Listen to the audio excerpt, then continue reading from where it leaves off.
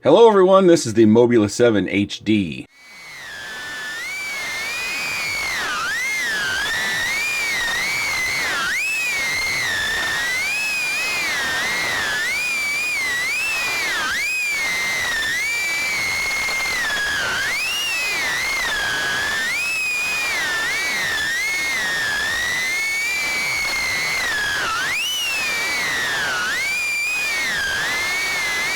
Featuring 1102 10,000 kV motors, 40mm quad blade props, Cadix Turtle for HD recording and your FPV, Crazy Bee F4 version 2 with 5A ESCs, a power switchable VTX up to 200 milliwatt via smart audio. Underneath the canopy is a single multicolor LED, XT30 for your battery connection. It weighs just a touch over 46 grams. Motor post to motor post, I'm getting 75 millimeters. These batteries all fit the battery tray. These don't. Mine came with two batteries, a 2S and a 3S, both 300 milliamp. It did come with this canopy, but I don't think you'll see it in production. We get a screwdriver, a prop remover, two foam pads for the battery tray, and a few extra screws.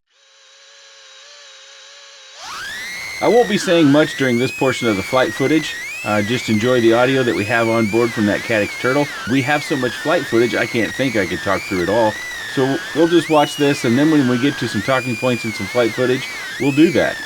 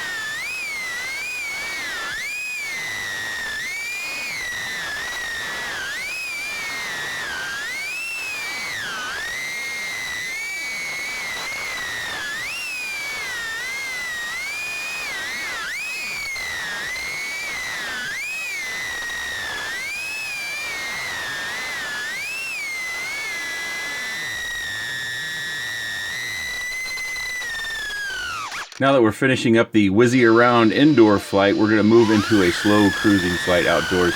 And I want to send a thank you out to License to Drive. He pointed out in my last video, the iFlight video with HD footage, that something seemed off with the footage. And sure enough, there was. It didn't compare anything to my source. I did that quad an injustice by not having my rendering and file project settings all set up properly. So I did a host of testing on what I needed to change. And I will say that even in the footage you're going to see in this video, it's not as good as my source, but I'm unsure what is left that I can change to help that. You'll notice a little bit of jello.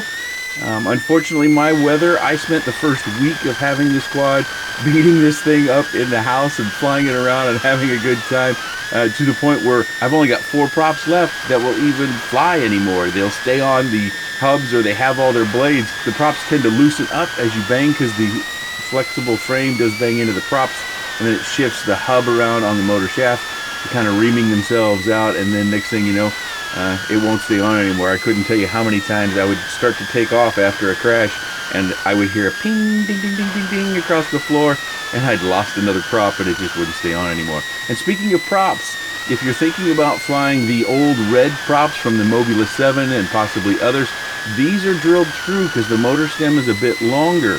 So even though you'll be able to get them on, you won't be able to get them on all the way without drilling them out. There is a bit of a variable to that, but we'll talk more about that at the desk. Something else you may notice on the right-hand side of the footage in the top left and bottom right corners, there's a bit of a line aberration. I think I've damaged the camera a little bit, and I think it's a cable, and I'll also show you that at the desk. I went back and compared some of my earlier flights, and that was not there. If you go back and watch the flight footage of the full flight inside where I'm whizzing around, you'll notice that it's there, but it's not as predominant as this. So I think over time and crashes, I've damaged that cable. It looks to me like it's pulled one wire out a little bit. Maybe it's completely disconnected, but the camera still works. In this flight, I am using a RaceDayQuads 2S 525 milliamp battery, and it handles it just fine. I don't think you'd want to use that battery if you're wanting to do acro flights in close proximity, or if you're not very comfortable with flying maybe earlier on. I would suggest a lighter battery, because a lighter battery is going to help you maneuver to avoid those big crashes, and carrying the extra weight of a bigger battery is also going to increase the probability that you may have more substantial damage when you do crash. You know, when you have mass moving, the more mass you have, when it stops suddenly, the more possible damage that you have. And overall, even with my beat up props and a canopy that's not very snug anymore, it's kind of been reamed out around the screws, I thought the jello wasn't very bad, but maybe I'm being too forgiving. You should take a close look at that yourself. I'm not going to be the judge of that, because as you guys know, around the channel for a long time, I don't feel I'm really discerning about that. But I also want to talk for a minute about Nathan Loops. He is a team pilot for happymodel, and he has got some amazing flight footage of flying some really cool places. He does all the things I don't do. He flies in cool spots, he changes spots a lot, and he does all those cool acrobatic moves. And I'm going to link his channel down below. I highly recommend you check out his channel to really see the full capabilities of what this machine is like in the air, because he has skills that I don't have, and I would suggest that you look into it.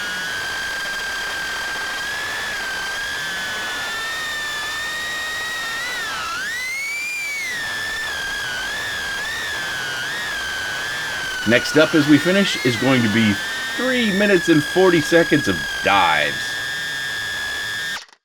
So this was one of my primary focuses in when I was tuning. I was trying to figure out how we could solve that prop wash. And if you've got a trash can frame, you might want to try going props in the traditional way, where the high side of the props rotate in towards the front and in towards the rear, because I found that combination and the PIDs that I used, that I didn't have any prop wash, and that's why I've included so many dives. We might go blind watching all these dives. I did a whole bunch of dives. I did dives that were ugly, dives that were just poor pilot skill. I did crash a few times, as you've already seen one, but we'll see a couple more. There's a couple of them that I would call, well, Flight Test actually called them butt bombs, where you come in and you pull up so hard, it's almost as though you're going straight down and your tail hits. I think that was quite a while ago when they said that on Flight Test's channel or in a video, and it stuck in my mind for whatever reason. And you'll see a few times where I daringly pull out of that brush that I'm flying towards each and every time. I think it's fairly entertaining. That's why I've included so much. And it's a proof of concept, because I know that, you know, when you're doing videos like this, the proof is in the pudding. If I do 2 or 3 dives and say, hey, no washout, then it's not all that believable. But I don't know how many I'm showing you here, but I've cut out a good majority of the bits between the dives. But from time to time, I do leave the turn as I go back into the next approach for a dive. And I do that so that you know that I'm trying to show you as much as I can, but I'm also trying to keep it brief. If I were to show you all the full flights, we would have quite a bit of footage to watch. I should also mention that inside flight was not on a G&B battery. That was on a Hobby King battery, and we'll talk more about those Hobby King nanotechs when we get back to the desk. I don't want to recommend those, but I do want to disclose that I was using those in the inside flight. So if you're listening closely to the audio, not my voice, you may hear prop wash, but not wash out. If you're not familiar, for whatever reason, of washout or yaw washout, it's where the machine will suddenly pitch up and it will spin, usually to the right, in my experience, and it will spin suddenly, and you have no control over that. At no point in time during any of these dives did I feel I wasn't in control. At the very least, control up to the point where I am flying very well. You know, I got pretty sloppy a number of times, and it was windy. There was a bit of wind too, so that was another factor I was really wanting to test, was what happens if we have some wind. Now, I'd like to tell you that there's no washout whatsoever, but I can't, because the fact of the matter is, as soon as these things get in the wild and we fly in a bunch of different locations with a bunch of different pilots, wind direction, battery size, all these different variables that come out when more people have the chance to fly one, that somebody might find that there is a washout in a particular scenario. But I do think that all this flight footage does help you at least have some peace of mind in that you shouldn't suffer a washout very often if you do suffer from it at all. I am testing various batteries in these dives, everything from those Hobby King Nanotechs to the G&B 300s, the RaceDayQuad 300s. I also threw the G&B 3S 300 milliamp batteries. Those are pretty new. And I also went with the 525 a few times. Early in this dive section, you saw that one where I just dove straight into the ground. I believe that was a 525, and the old pilot didn't pull out nearly in time. That was something else I wanted to be thorough about, was testing these dives. I sure hope I've provided enough video footage to where you can make a good decision about whether this is a machine for you. If I haven't, again, I want to encourage you to go over to Nathan's channel and cruise through his footage. I do believe he does a pretty good job of making sure in the description of the video what he is flying, because he does fly a series of micros, and I like that as well. So there's a few things I want to show you about the machine now in its state, and I should disclose that on average I had at least 11 flights and as many as 24 flights in any particular day.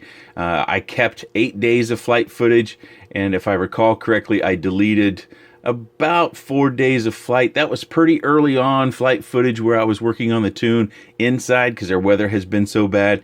But I'll put the PIDs that I used on screen. You may find the PIDs that come stock on this are slightly different. Nathan Loops, as I mentioned before, he's a team pilot and he also had a tune, and our numbers were actually fairly close. So I would give myself a pat on the back for coming out with some fairly decent PIDs. But as you can see on my props, they're now rotating in. It came stock rotating in towards the sides. So the high side of the prop should lead the way. As you can see, this is the high side. It would rotate in here and here, and then rotate in towards the tail. My canopy moves around a little bit. Again, all these crashes, if I get the camera to focus and the angle just right, you'll probably see that I've got some movement there. And they are working on a different canopy and mounting system, so what you'll find is going to be slightly different than this, but I don't think it'll be dramatic. I don't think you'll see, as I mentioned in the quick roll, I don't think you'll see this one because it does have a little bit too much movement. That gap in here, I think, is pretty important to the stability of the camera. They are also working on, maybe instead of making this recessed, making this an area where you can put a rubber grommet in order to help isolate the vibration getting into the camera, and I think that's a suggestion I would make. You might see a little bit adhesive around these. I actually tried that, but it didn't make any difference in my footage, so I pulled it back off. So that's, you know, just going to mention it just a bit there.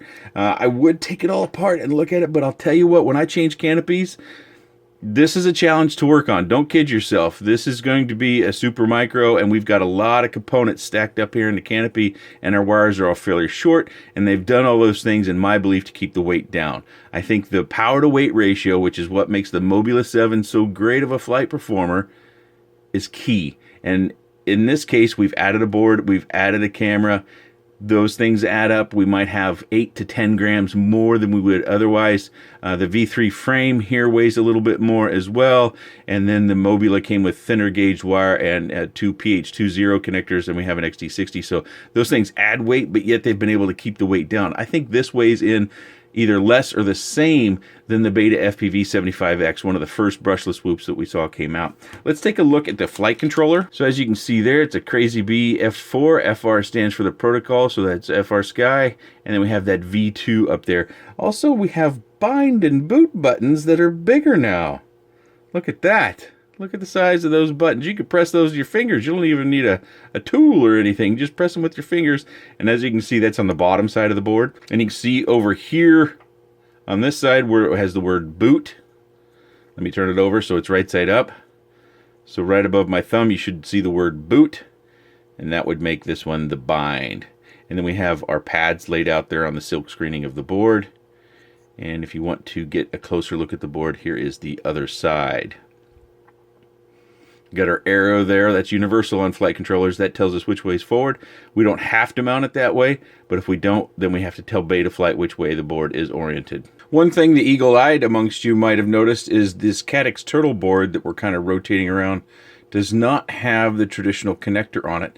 I believe they removed that for space savings. This is only going to be the case in the review samples. They have confirmed that while the connector won't be there, they will solder on the pigtail that you need for the OSD control for the camera, so you can change various settings to the recording, whether it starts. One of my preferences to be start recording when we power it on rather than having to touch the button. That'd be one less thing to do, but maybe that's a good thing that we have to press the button, so then when we're done with the flight, we know we have to press the button again. If we look at this board that I have here over the side, this is the connector I speak of, and it's got another connector that typically comes with it, and then you plug in the control board to that little connector, the dongle that hangs off of it, so that you can then manipulate the camera.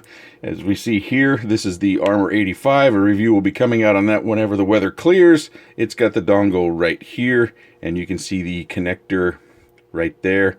This does not have that, so they are going to solder the little lead that comes off this piece here right to the board, so that should not be a problem for the retail samples that come out that are purchased. I wanted to take a moment to look at the motors, because I do think that those were worth a little bit of attention themselves.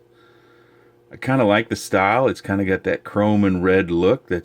I'd like it more if it were chrome and blue, but you know, chrome and red isn't bad. Oh, I've got screws all stuck to it. Hold on a second. You can see there, got the Happy Model on there. And these wires are silicone. I know that's not going to come through in video very well, but they're nice and silicone and a little bit more substantial than we're used to. And also we've got some adhesive or glue, it looks like, on there, that shiny bit near the end. So those things should help the motor wires stay intact. Let's weigh one of these up, because I think this is pretty light. On my scale, it comes in at 2.69, 2.7 grams. I only bring up the weight and the motor because I'm hoping Happy Model will release another style of this motor with some longer wires so that we can maybe build some ultralights on 2S. I think that's going to be the next exploration. 2S really hasn't gotten his day. It's gotten 2S in the whoop area, but we haven't seen a lot of exploration on 2S in our quads, or traditional quads that don't have prop guards, running different props. Kebab's been exploring that a little bit, and so I'm wondering how viable this motor might be to flying. If you're wondering about this little nubbin over here, that's a wire, that's not a screw. It's kind of misaligned, isn't it? I probably just need to snip off. That's probably just insulation from the wire. So nothing for me to worry about, at least. I would just plug it in and fly it as it is, but I might clean it up a bit too. But that's a look at the motor. So a few other things about the quad. You'll notice on this one there's this Happy Model sticker under here. And also you'll notice you have these brackets underneath the canopy. This canopy has the same brackets in the little screw hole here, but this one does not have the sticker. And with the LED that's mounted underneath here, it actually pulses, and you can see it kind of pulsing through in the Happy Model logo.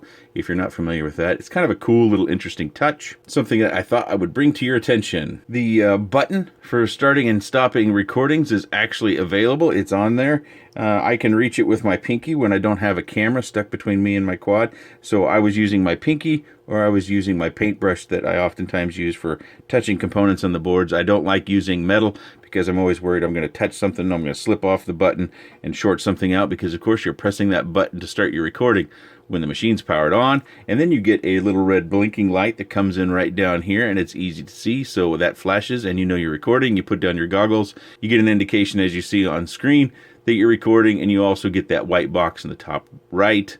And you may find with this model that you want to move some of your OSD elements. I put mine, as you see there on screen, in the normal locations, and it tends to get washed out, that information, by the recording indicators. We've got that red running time, and then we've got the REC in the white box.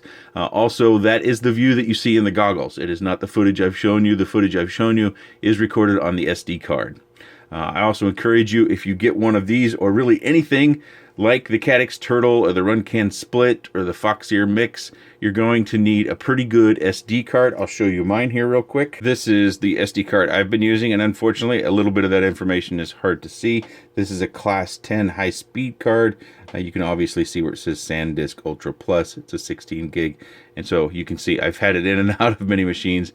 I'm not necessarily recommending this card. I'm just trying to let you know, if you put a lower class card in, a lot of the cards that we get with stuff that are free cards, you know, you buy a camera or something and you get a card, those won't have good recordings on it. You'll probably find that it's jittery or stuttery when you record on a lower class card. So something to keep in mind. The quad does not come with this card. Something else the quad won't come with is probably a 3S battery. I suspect you're only going to get a 2S battery. Now, as for those aberrations that we saw on screen, I think it's because this is really hard for me to see on camera. I'm trying to use the viewfinder on the camera.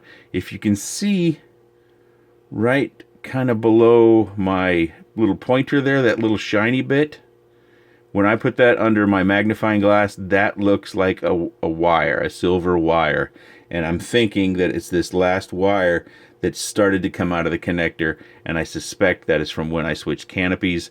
I probably leaked, and instead of popping those off, I ended up pulling one wire out, and I think that's what the aberration that we saw on the right-hand side of my video recordings is. A little bit unfortunate for me. And I would probably just get a new cable if those are available. I'll have to go looking for those. But those cables just pop on and pop off. Also notice that the camera back has been removed to save weight. Normally this isn't exposed. As you see it down here, there's another plate they put on and a couple little screws to secure that plate. So you may want to try to get some adhesive in there if you're concerned about it.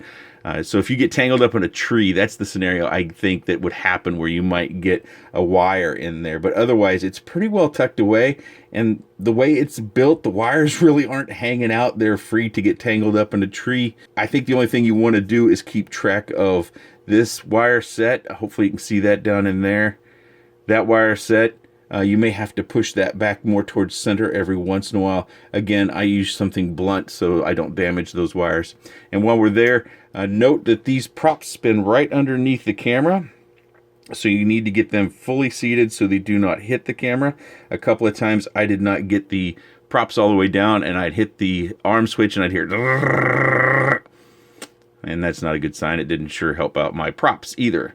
Speaking of props, you do get an extra set. I failed to mention that in the quick roll. So you get a set on the quad, then you get another set, and mine are fairly damaged. This one's actually not bad. This one probably doesn't stay on the motor anymore. It flies off, but I did break, I thought I broke 3 or 4.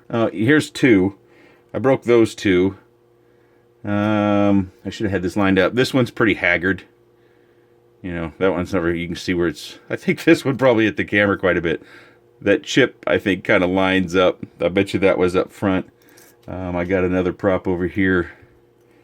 This one actually looks pretty good too. It probably got reamed out of the hub and wouldn't stay on the motor anymore. So you will need extra props. I did try the HQ props on it, and I didn't find that it helped with jello, because that was really the main reason why I was trying it. And so I use these HQ props. I've had these around, and I broke one, and I thought that was some information about, might be of use about the HQ prop. It sheared off in this manner. I hit something. Of course, the frame flexed, and the prop snapped. I've got a set of TBS props on the version 2 Mobula frame, and these props fit fine on this frame, but they don't fit fine on this frame. Also, the gem fans are the same way. I had to trim these down in order for them to clear the props. You can probably see in the back side here, there's some scratch marks. That's because the prop was spinning kind of and striking the hoop. So I had to trim those off ever so slightly, probably just a millimeter, maybe 2 at most, in order to get those to clear.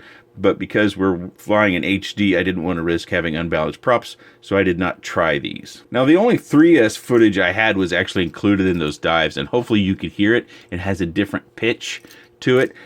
Quite frankly, with the 3S, I don't see it as viable for the masses. I think most people are going to fly 2S because it flies very well on 2S, and 3S flight times are shorter. You're carrying extra weight, and it doesn't actually provide you more flight time.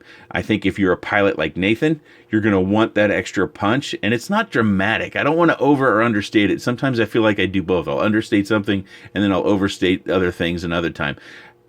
in my opinion, flying on 3S isn't a huge jump. It's not like going from a brush to a brushless or anything like that. It's much more subtle, and it's more, you can tell more in the low range of the throttle. For quick hits, quick little pumps, if you're going to do a punch out, you feel it right at the first 50% of the throttle, but I would say the rest of the throttle is very comparable to 2S. And in many of those dives, the climbs, I'm not even going full throttle because I'm actually trying to save battery so I can do more dives. So that makes it a little bit difficult to judge. That's a flaw of my review. Unfortunately, I don't have a 3S flight to show you. As of this recording tonight, the kids have no school tomorrow because of a planned snow day. They're predicting somewhere around 5 inches of snow for us, and then they're predicting 3 to 4 more days of snow. And I don't have any idea when that will go away. And I don't tend to try to take risks when it comes to providing a review. I want to be able to fly it like I want to fly it. I don't really want to fly it cautiously. So you get a real feel for what it's like flying in my space with me at the sticks. I do plan to work on some 3S PIDs. If you're interested in that, you might want to hit the subscribe button and the notification bell that YouTube provides so you can come back. I'll work on some 3S PIDs, and I'll show you a 3S flight. If you're not interested in 3S, just let me know. I think I should create a poll. Let's do that. I'll create a poll right up here. You let me know. On a 40mm prop, are you interested in 3S if it's shorter flight time? Or are you just going to stick with 2S? I'm very curious because I hear a lot about flight time. Whenever I have a short flight, even with me whizzing around, whenever the flight time is short, that's something I hear about. Oh, it's a shame. Looks like a nice model. Too bad the flight time's so short. So I know that that matters to a section of you, but I don't know how big that section is. So if you would take a moment to click that poll up there, it should just be a yes or no or a 2S, 3S sort of thing. I'll work something out. Make your selection so I can get a better feel for the people who come to this channel and what you're looking for in a whoop that's running 40mm props. These are all the batteries that I had out earlier to kind of show you what I was using. Unfortunately, actually, these two I wasn't using because they don't fit. So those two are out. But all these others, they fit just fine. I should get a G&B one of this out. Oh, I have one right here. So this was one that Happy Model made and they sent with the review kit. You probably won't get this battery. If you want 3S, this one does fit.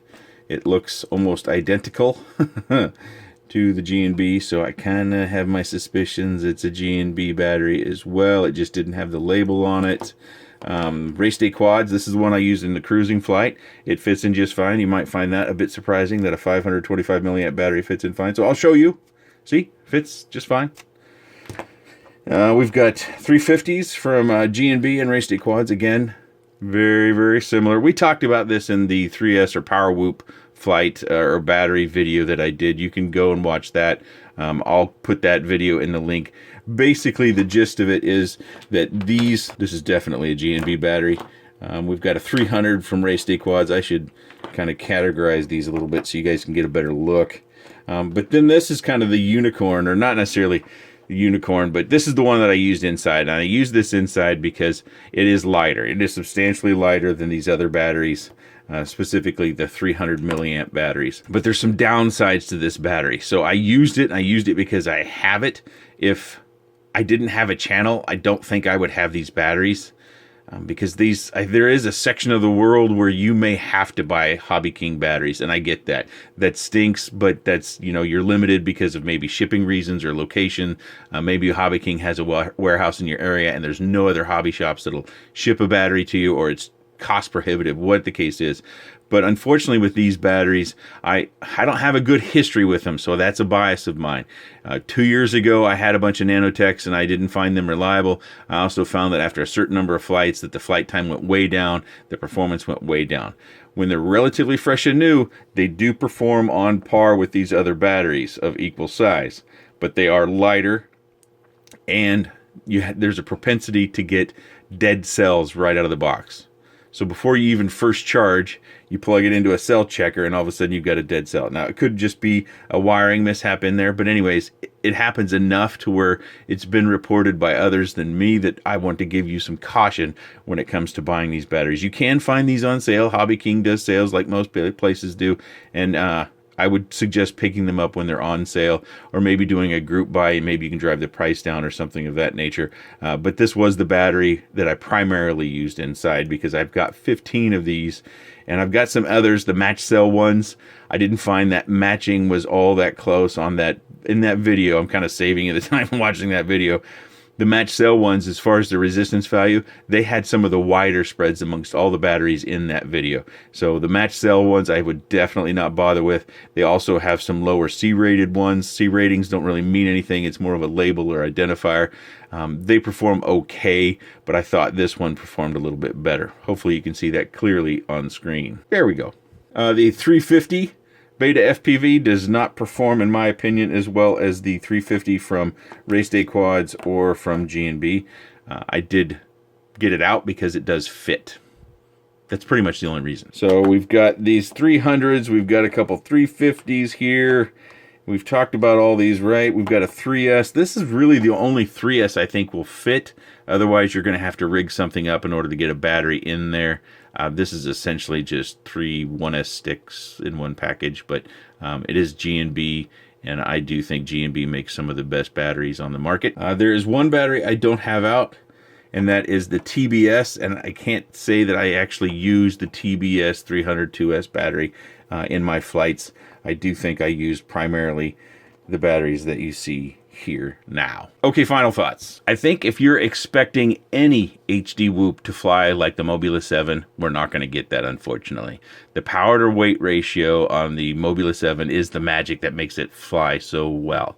Once you start adding weight and decreasing that ratio, it just doesn't fly as well. And we've added weight in this. So where I see this in the market, and I think the people that will want it are people that put a high priority on having that crispy HD or HD-like footage, and who are okay with the FPV view as you've seen it in this video and others. It flies well. It flies much better, in my opinion, than any other HD Whoop that I've flown. And that includes 2 iterations of the Beta 75X that I modified. I think this one flies better. So what does that mean? It means if you want to fly like I fly and have footage like you've seen, except for the damaged camera, this is probably the one to get. And I would be very surprised if we find one come in lighter than the 46 grams that this one weighs. Okay, that's all I have to say. Leave your comments down below. Tell me what you think. What do you think about the HD Whoop craze that we've seen? You know, is it for you? Is it just part of the natural progression of market makers trying to make a new market? Or is it us driving the market makers to do these things? And any other theory that you might have, plus or minus, good or bad, I'm all ears.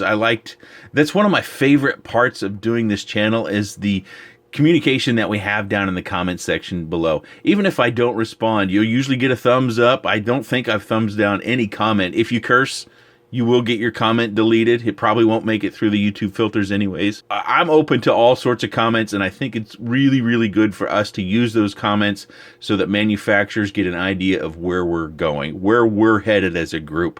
Where can they find a product that's going to be very, very popular? Because if we don't tell them, they won't give it to us. Or if we end up getting it, it's just dumb luck. Okay, I've droned on too long. I think I've said everything I can possibly say.